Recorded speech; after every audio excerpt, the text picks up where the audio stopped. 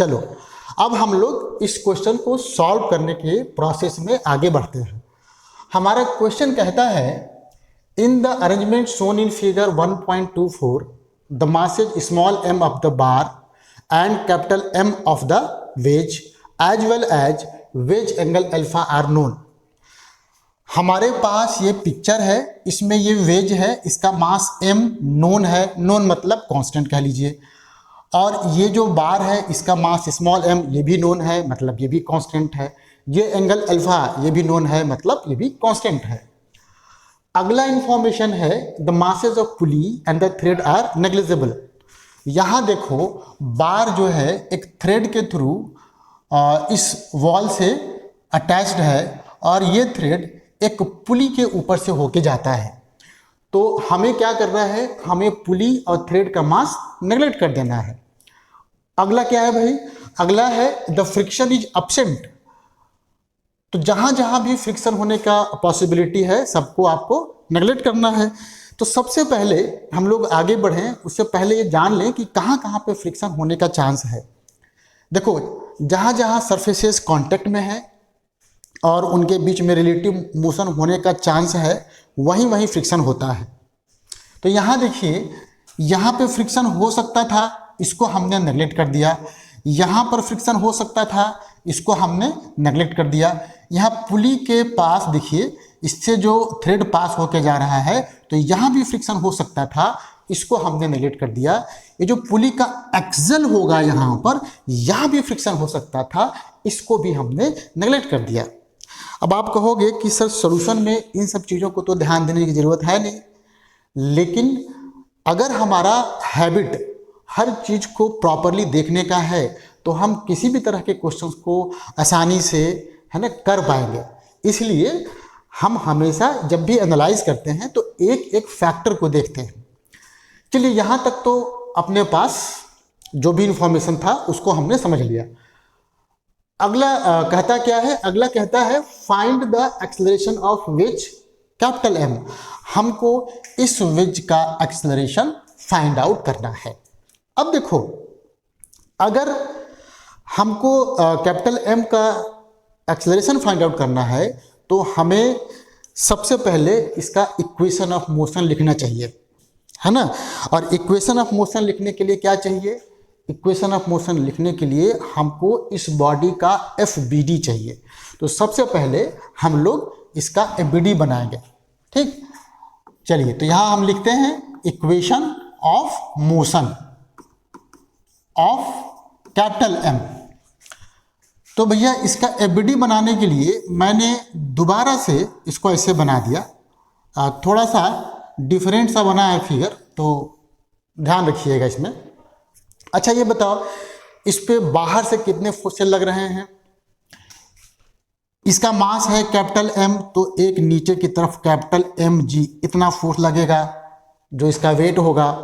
और जिस horizontal surface पर ये है वो सरफेस इस डायरेक्शन में एक नॉर्मल लगाएगा, मान लीजिए इसको N1 कह लीजिए थोड़ी देर के लिए।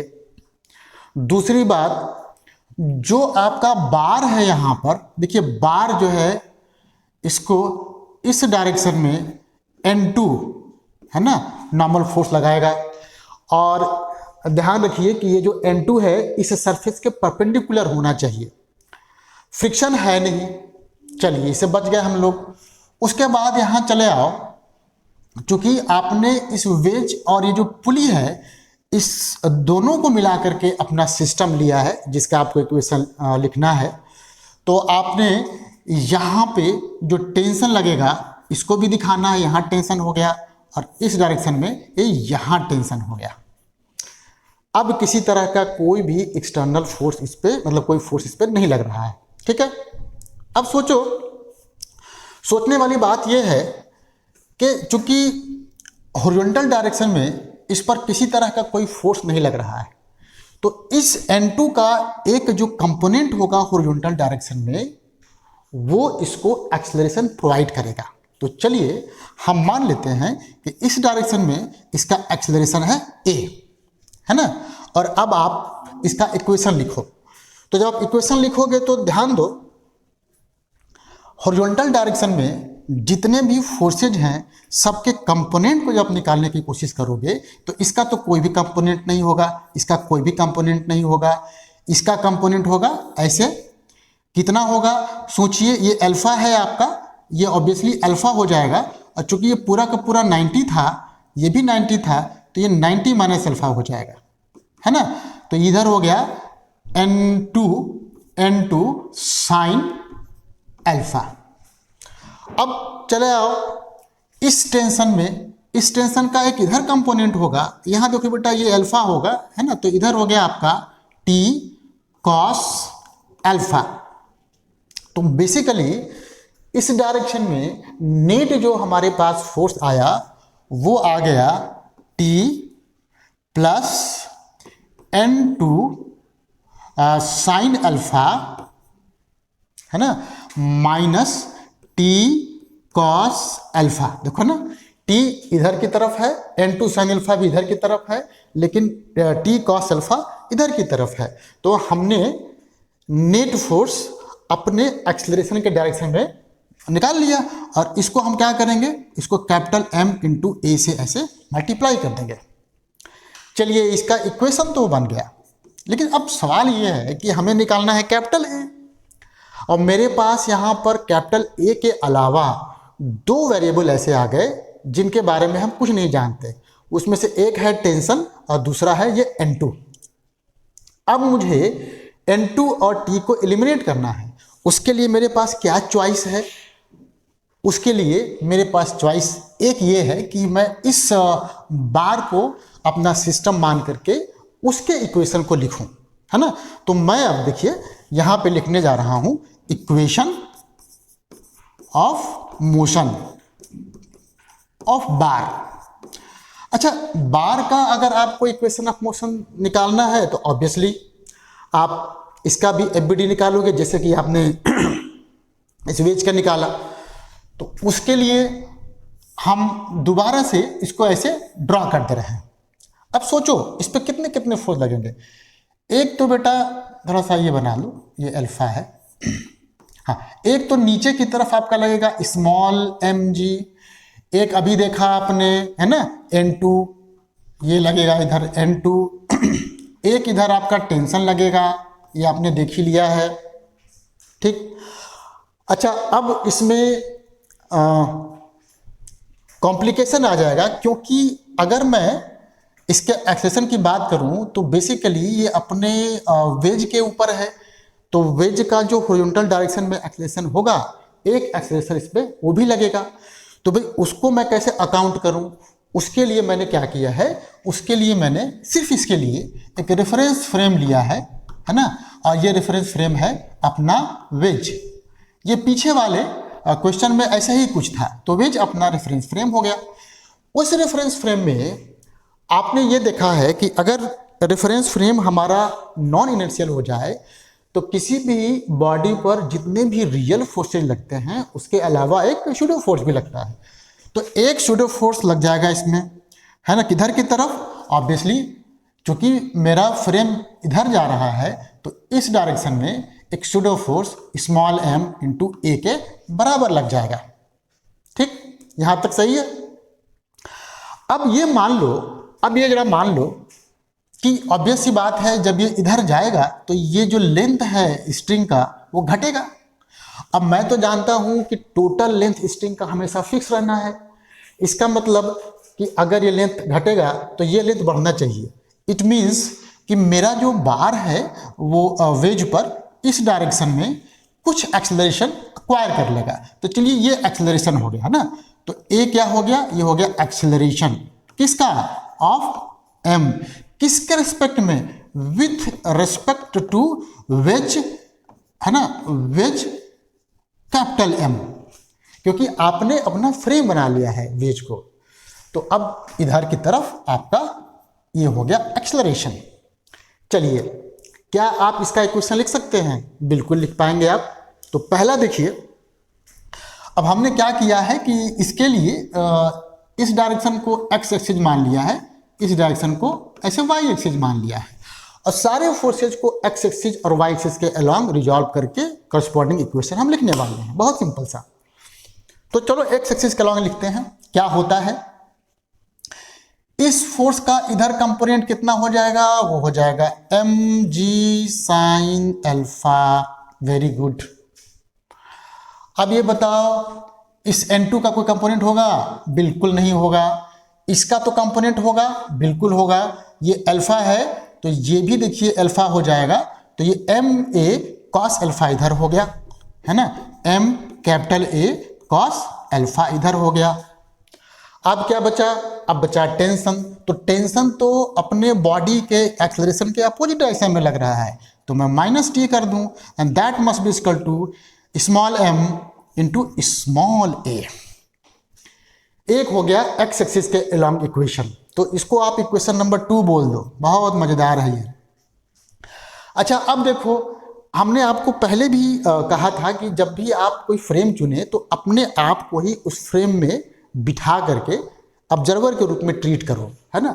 तो जब ऑब्जर्वर के रूप में ट्रीट करोगे, इसमें तुम बैठ के देखोगे, तो तुमको तो लगेगा कि भैया ये जो बार है वो सिर्फ इसी डायरेक्शन में मूव कर रहा है, इसके परपेंडिकुलर डायरेक्शन में इसका किसी तरह का कोई मोशन नहीं होगा। ये आपका ऑब्जर्वेशन है। तो उसको जस्टिफाई करने के लिए आप यही कहोगे कि इस डायरेक्शन में, मतलब वाई एक्सिस के अलोंग, इस बॉडी पे जितने भी फोर्सेस लग रहे हैं उन सब का वेक्टर सम 0 होना चाहिए। तो चलो एक काम करते हैं, हम इस डायरेक्शन में निकालते हैं सारे फोर्सेस। तो एक तो बेटा n2 पहले से ही है, और ये जो आपका ma है, ऑब्वियसली ये वाला एंगल 90 माइनस अल्फा हो जाएगा। तो ये हो गया आपका n2 plus m capital A cos 90 minus alpha, मतलब कि साइन अल्फा हो जाएगा। टेंशन का देखो कोई भी कंपोनेंट नहीं होगा क्योंकि परपेंडिकुलर है ये, मतलब या कहिए कि एक्स एक्सिस के अलोंग है। और हम जानते हैं कि mg का इधर जो कंपोनेंट होता है वो mg कॉस अल्फा होता है। तो क्या मैं इसको mg कॉस अल्फा ऐसे लिख सकता हूँ? बिल्कुल देखिए लिख सकता हूँ। तो मेरे पास देखो 3 इक्वेशन तो बन गए, लेकिन अब वेरिएबल काउंट कीजिए। एक वेरिएबल है t, दूसरा है n2, है ना, दूसरा है n2, और तीसरा क्या है, तीसरा है कैपिटल A, और चौथा है स्मॉल a। अब हम लोग फंस गए क्योंकि हमारे पास 3 इक्वेशन है और 4 वेरिएबल, तो थोड़ा सा सॉल्व होना मुश्किल है। मुझे एक और इक्वेशन बनाना पड़ेगा, और यहीं पे रोल आता है कंस्ट्रेंट मोशन का। तो देखिए क्या क्या हो रहा है। कंस्टेंट मोशन में हम लोग क्या करते हैं कि जब ये दोनों बॉडी एक दूसरे के मोशन को अफेक्ट कर रहे हैं, मतलब कंस्टेंट कर रहे हैं, तो इन दोनों के एक्सेलरेशन में एक रिलेशन होता है, और उस रिलेशन को निकालने के लिए हमने अभी तक जहां तक मुझे याद है 4 मेथड बताए हैं, है ना। अब चारों में से जो आपको इजीएस्ट लगे वो यहां पे अप्लाई कर दो। अच्छा, चारों में से देखो, एक टेंशन का भी लगा सकते हो तुम यहां पर। नॉर्मल का लगाओगे तो कुछ मिलेगा नहीं तुमको, तो नॉर्मल वाला तो किसी काम का नहीं है, टेंशन वाला लगा सकते हो, है ना। या इस लेंथ, ये लेंथ लो इतना, ये लेंथ लो इतना, दोनों को सम करो, डिफ्रेंशिएट करके भी निकाल सकते हो इसके और इसके एक्सेलरेशन के बीच में रिलेशन। और सबसे आसान जो मुझे लग रहा है वो ये है कि भाई मैं ये कहूं कि अगर खिसकते हुए ये वाला पार्ट पूरा पूरा यहां पहुंच गया ना, ये यहां से यहां तक कैसे पहुंच गया, तो भाई मैं यहां पे एक बनाता हूं ना, ये लाइन यहां पहुंच जाएगी, तो ये जो लेंथ है पूरा वो तो 0 हो गया। इट मीन्स कि अगर यहां से लेंथ गायब हो गया है तो कहीं ना कहीं गया होगा, क्योंकि स्ट्रिंग का लेंथ फिक्स होता है, तो गया कहां, इधर गया ना। तो आप ऐसे कहोगे कि जो एक्सेलरेशन अपने इस वेज का है इस डायरेक्शन में, वही एक्सेलरेशन अपने बार का है with respect to wedge along the wedge, है ना। तो आप यहां पर एक आपको मिल जाएगा small a is equal to capital A, ठीक। और मैं आपको एक बार फिर से रिपीट कर दूं कि इसको करने के लिए आपके पास डिफरेंशिएशन का मेथड, टेंशन का मेथड, नॉर्मल वाला वर्क नहीं करेगा, और ये जो हमने अभी यूज किया है ये 3 मेथड है। आपको जो भी अच्छा लगे वो आप देख लेना। दूसरी बात यह है कि ये सारे मेथड्स हमने हर मेरे ख्याल से पीछे के 5-6 क्वेश्चंस में घुमा फिरा करके सबको बता ही दिया है, तो उसको भी आप आराम से समझने के बाद चाहो तो मेथड ट्राई कर सकते हो। चलो, अब हमारे पास आराम से 4 इक्वेशन बन गए, 4 वेरिएबल है। मैं एलिमिनेट करके क्या क्या निकाल ले जाऊंगा, मैं एलिमिनेट करके कैपिटल ए निकाल ले जाऊंगा। अब देखो कैसे कैसे, जहां जहां तुम्हारा स्मॉल ए दिखाई दे रहा है वहां वहां तुम कैपिटल ए लिख दो, है ना। तो एक ही जगह तो दिखाई दे रहा है यहाँ पर, तो यहाँ पे तुम कैपिटल ए लिख दो। सारे इक्वेशंस को दोबारा से एक जगह लिखते हैं हम। तो यहाँ हो गया मेरा, यहाँ हो गया टी, कितना था टी, ये कहाँ चला गया, ठीक है, T plus n2 sine alpha, T plus हाँ T plus n2 sine alpha, T plus n2 sine alpha minus T cos alpha equals to कितना था, capital M capital A, capital M capital A. थोड़ा सा capital M small m में confusion हो सकता है, तो ध्यान से देखना यहाँ पे। दूसरा है small m g sine alpha, दूसरा है small m g sine alpha, और क्या है भाई small m capital A cos alpha plus small m capital A cos alpha minus T equals to small m small a. तो small m capital ए कर दूं ना, क्योंकि हमको पहले से ही पता है। अच्छा, तीसरा मेरे पास था, तीसरा था n2 plus small m capital A, n2 plus small m capital A sign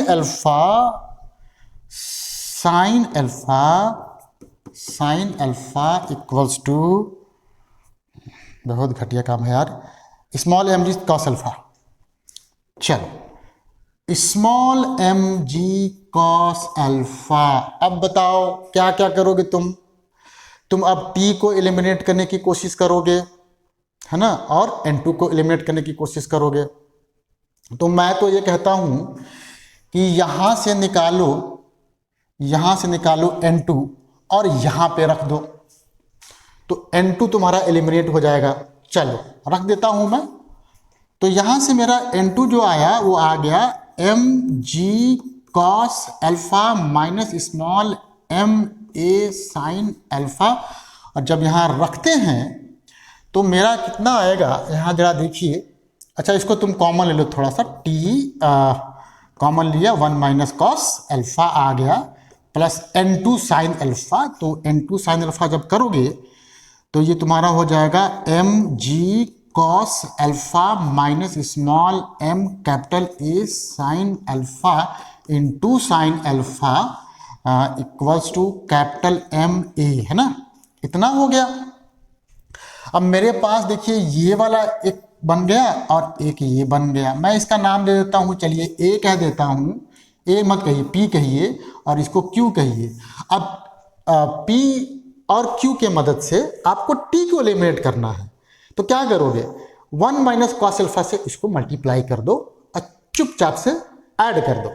तो जब तुम इसको 1 माइनस कॉस अल्फा से मल्टीप्लाई करोगे तो देखो बेटा यहाँ क्या क्या आने वाला है।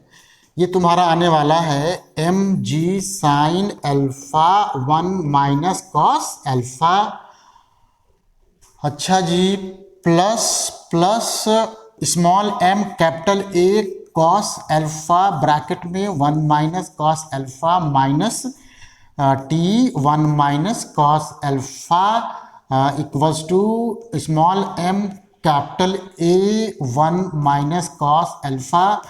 कैलकुलेशन बहुत ही घटिया सा है, तो ध्यान रखना इसको। अच्छा ये देखो, अब इसको तुम कह दो इक्वेशन आर, और इसको इस वाले को इस वाले से ऐड कर दो, है ना, यही तो करना है।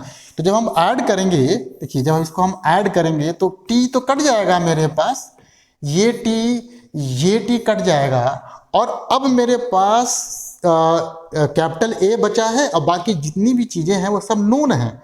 इसका मतलब कि अब जो है कैपिटल ए हमने फाइंड आउट कर लिया। तो थोड़ा सा इसको सिंप्लीफाई करने के लिए ब्रैकेट वैकेट ओपन करना पड़ेगा आपको।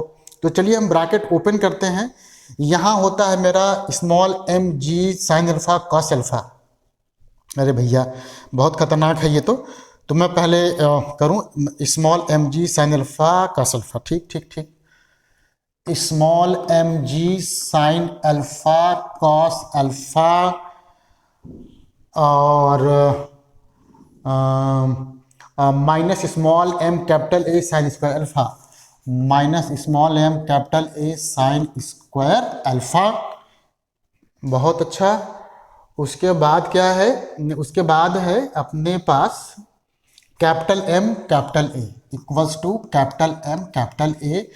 नीचे देखो बेटा हुआ अपना कितना हुआ, small m g sine alpha minus small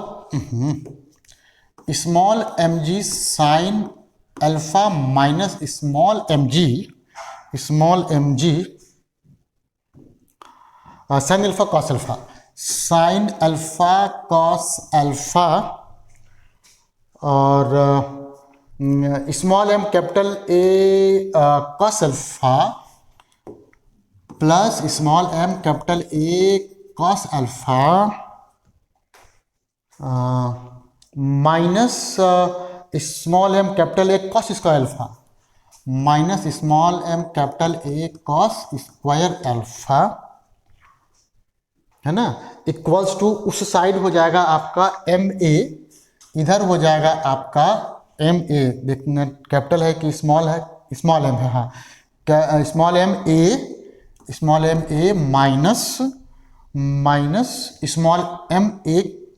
small m a cos alpha. अब जरा देखो ऐड ही तो करना था हमको, तो ऐड करने का मतलब है कि ये साफ साफ दिख रहा है मेरा, ये कट जाएगा। अच्छा कट जाएगा, और दूसरी बात ये है कि शायद कुछ और कट जाए, देखता हूँ, नहीं और नहीं कटेगा। यहाँ देखिए ये वाला इसके साथ जब ऐड हो जाएगा तो minus small m capital A common हो जाएगा, साइन स्क्वायर कॉस स्क्वायर 1 हो गया, है ना। तो यहाँ देखो ये बचा मेरा small m g sine alpha, और बेटा ये वाला मिलकर के हो गया आपका स्मॉल एम कैपिटल ए, और बाकी जो बचा ये क्या बचा, नहीं तो लिख चुके हैं, ये लिख ही चुके हैं, है ना, ये दोनों लिख चुके हैं। क्या बचा, ये बचा केवल, तो small m a cos alpha बचा, और यहाँ देखिए ये दोनों को जोड़ दिया आपने, टू नहीं, यहाँ देखो गड़बड़ होने का बस चांस था, ये 2 नहीं था, ये क्या था, ये था capital M A plus small m a minus small m a cos alpha. अब एक वाले टर्म को हमेशा एक तरफ कर दो, तो जब एक तरफ करोगे तो यहाँ देखो क्या क्या बच गया, यहाँ बच गया तुम्हारा small m g sine alpha, और सबको जब तुम उधर कर दिए थे तो ऑब्वियस सी बात है कि जब इधर जाएगा तो ये माइनस में हो जाएगा, तो -2 स्मॉल एम कॉस अल्फा। अच्छा ये इधर गया तो ये हो गया capital M plus 2 small m, और तो कुछ बचा नहीं, ये हो गया हमारा ए। तो यहाँ से आया a equals to small m g sine alpha upon capital M plus 2 m bracket में 1 माइनस कॉस अल्फा। और इसमें अगर गलती हुई होगी तो हम जिम्मेदार नहीं है, क्योंकि इतना घटिया सा कैलकुलेशन है, और कैलकुलेशन वैसे भी हमसे नहीं हो पाता है भाई।